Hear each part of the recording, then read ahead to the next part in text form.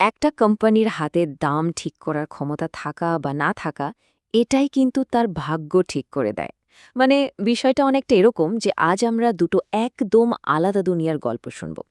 একটা দুনিয়া যেখানে কোম্পানিকে বাজারের সব নিয়ম মেনে চলতে হয়, আর আরেকটা যেখানে সে নিজেই রাজা, নিজেই নিয়ম বানায়। আচ্ছা, একটা প্রশ্ন করা যাক। আলু বিক্রি করা আর ধরুন একটা পেটেন্ট করা সফটওয়্যার বিক্রি করা, দুটোই তো ব্যবসা, তাই না? কিন্তু অর্থনীতির চোখে দেখলে এই দুটো কাজ যেন দুটো আলাদা গ্রহের বাসিন্দে। চলুন তো এই রহস্যের গভীরে একটু ঢু মেরে আসি আর দেখি এই পার্থক্যটা আসলে কেন এত বড় একটা ব্যাপার। তো আমাদের এই গল্পের মঞ্চে এবার আসছে দুটো প্রধান চরিত্র। একজনের নাম প্রাইস টেকার আর অন্যজন হলো প্রাইস মেকার। আর এদের মধ্যে মূল পার্থক্যটা কি জানেন? শুধু একটাই, দামের ওপর কার কতটা কন্ট্রোল আছে। একদিকে আছে প্রাইস টেকার। ভাবুন তো, বাজারের হাজার হাজার আলু চাষির কথা। এদের মধ্যে একজন যদি একা দাম বাড়াতে চায়, কেউ কি তার থেকে কিনবে? একদমই না। তাই তাকে বাজারে ঠিক করে দেওয়া দামটাই মেনে নিতে হয়। আর অন্যদিকে আছে প্রাইস মেকার। সে হলো বাজারের রাজা।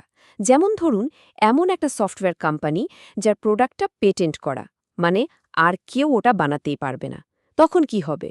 সে নিজেই নিজের পণ্যের দাম ঠিক করবে। চলুন, সবার আগে আমরা সেই দুনিয়াটায় ঢুকে পড়ি যেখানে বাজারই সব, মানে বাজার যা বলবে সেটাই ফাইনাল। এটাই হলো প্রাইস টেকারের জগৎ, যেখানে দাম একদম স্থির, এক চুলও নড়চড় করার উপায় নেই। আবারও ফেরা যাক সেই আলুর বাজারের উদাহরণে। ভাবুন, হাজার হাজার বিক্রেতা, আর সবার কাছে একদম একই রকম আলু। এখন কোনো একজন বিক্রেতা যদি ভাবে আমি 1 টাকা দাম বাড়িয়ে বিক্রি করব, তাহলে কি হবে? ক্রেতারা সোজা তার পাশের দোকান থেকে কিনে নেবে, সিম্পল। তাই তার সামনে খোলা রাস্তা একটাই, বাজার যে দাম ঠিক করে দিয়েছে সেটাই চুপচাপ মেনে নেয়া। এই বাজারের নিয়মটা কিন্তু খুবই সহজ। ধরুন, প্রতিটা আলু বিক্রি করে চাষি ঠিক একই দাম পাচ্ছে, ধরা যাক 10 টাকা। তাহলে তার গড় আয় বা অ্যাভারেজ রেভিনিউ বা এআর কত? 10 টাকা। আর প্রতিটা এক্সট্রা আলু বিক্রি করে তার আয় বা মার্জিনাল রেভিনিউ বা এমআর কত? সেটাও 10 টাকা। দুটোই যেহেতু সমান, তাই এই গ্রাফে আয়ের রেখাটা দেখুন, একদম সোজা, মাটির সমান্তরাল একটা লাইন। আর এর ফলে কি হচ্ছে? মোট আয়ের হিসাবটাও একদম জলের মতো সোজা। একটা আলু বেচলে আয় 10 টাকা, দুটো বেচলে 20, তিনটে বেচলে 30। ব্যাপারটা অনেকটা সিঁড়ি দিয়ে ওপরে ওঠার মতো, তাই না? প্রত্যেকটা ধাপে সমানভাবে আয় বাড়ছে। আর ঠিক এই কারণেই মোট আয়ের রেখাটা, মানে টোটাল রেভিনিউ কার্ভ, দেখুন কেমন সরলভাবে ওপরের দিকে উঠে গেছে। তাহলে এক কথায় বলতে গেলে প্রাইস টেকারের দুনিয়াটা বেশ সরল আর গোছানো। আয়ের রেখাগুলো একদম সোজা, প্রেডিক্টেবল। কিন্তু এবার আমরা এমন এক দুনিয়ায় ঢুকতে চলেছি যেখানে নিয়মকানুনগুলো অনেক বেশি পেঁচানো আর জটিল।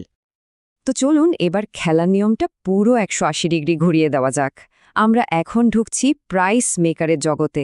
এখানে বিক্রেতা শুধু পণ্য বিক্রি করে না, সে নিজেই দামটা ঠিক করে দেয়। আর এখানেই হলো আসল চ্যালেঞ্জটা। ধরুন, একটা সফটওয়্যার কোম্পানি 100 টাকা দামে 10টা কপি বিক্রি করছে। এখন তারা যদি 11 নম্বর কপিটাও বিক্রি করতে চায়, তাহলে হয়তো দামটা কমিয়ে 95 টাকা করতে হবে। কিন্তু মজাটা হলো, এই যে 95 টাকা দাম, এটা শুধু ওই নতুন 11 নম্বর কপির জন্য না, আগের 10টা কপির দামও 95 টাকা হয়ে যাবে। আর এটাই হলো একজন মনোপলিস্টের সবচেয়ে বড় চিন্তার কারণ। এখন প্রশ্ন হলো, এই এমআর রেখাটা এত তাড়াতাড়ি নিচে নামছে কেন? চলুন আগের উদাহরণেই ফিরে যায়। 11 নম্বর সফটওয়্যারটা 95 টাকায় বিক্রি করে কোম্পানি আয় করল 95 টাকা। কিন্তু যে 10টা কপি 100 টাকায় বিক্রি করা যেত, সেগুলোও তো এখন 95 টাকাতেই বিক্রি করতে হচ্ছে। তার মানে প্রতিটা কপিতে 5 টাকা করে মোট 50 টাকার একটা লস হলো, তাই না? তাহলে ওই এক্সট্রা একটা ইউনিট বিক্রি করে কোম্পানির আসল আয় কত হলো? 95 বিয়োগ 50 মানে মাত্র 45 টাকা। এটাই হলো প্রান্তিক আয় বা এমআর, যা গড় আয় 95 টাকার থেকে অনেক অনেক কম। আর ঠিক এই কারণে মোট আয়ের রেখাটা এমন একটা অদ্ভুত উল্টো ইউ শেপের হয়ে যায়। মানে প্রথম দিকে দাম কমিয়ে বিক্রি বাড়ালে মোট আয় বাড়তে থাকে। কিন্তু একটা পয়েন্টের পর দাম কমানোর ফলে যে ক্ষতিটা হয়, সেটা নতুন বিক্রির লাভকেও ছাড়িয়ে যায়। আর ঠিক তখন থেকেই মোট আয় আবার কমতে শুরু করে। তাহলে প্রশ্ন হলো, একজন প্রাইস মেকার কোথায় গিয়ে তার বিক্রি থামাবে? উত্তরটা সহজ, ঠিক সেই পয়েন্টে যেখানে তার মোট আয় সবচেয়ে বেশি।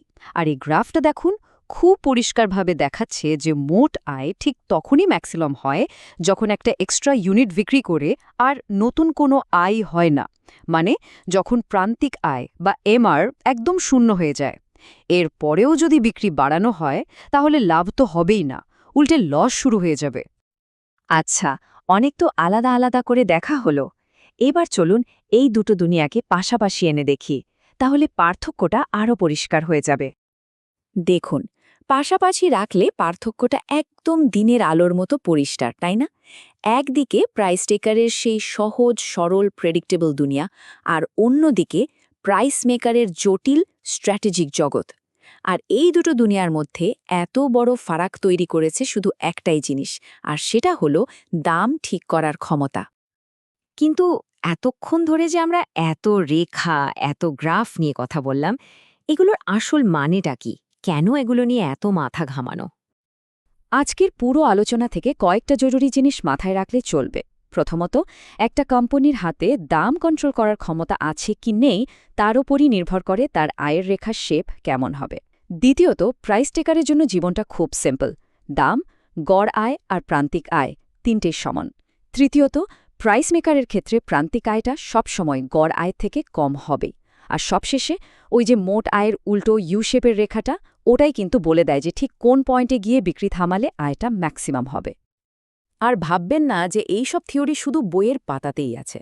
আমাদের বাস্তব জীবনেও এর অনেক উদাহরণ রয়েছে। যেমন ধরুন রেলওয়ের কথা। যেহেতু এর কোনো বিকল্প নেই, তাই তারা নিজেদের মতো করে ভাড়া ঠিক করতে পারে। এরাই হলো আসল জীবনের প্রাইস মেকার। সবশেষে একটা প্রশ্ন কিন্তু থেকেই যায়। প্রাইস মেকারের দুনিয়াটা ব্যবসার জন্য যে খুবই লাভজনক তাতে কোনো সন্দেহ নেই, কিন্তু আমরা যারা গ্রাহক তাদের জন্য কোনটা ভালো? যেখানে অনেক প্রতিযোগিতা আছে সেই বাজার, নাকি যেখানে একজনেরই রাজত্ব সেই বাজার? উত্তরটা হয়তো খুব সহজ মনে হতে পারে, কিন্তু এর প্রভাব কিন্তু আমাদের প্রতিদিনের জীবনে অনেক। এই প্রশ্নটাই ভাবার জন্য রেখে গেলাম।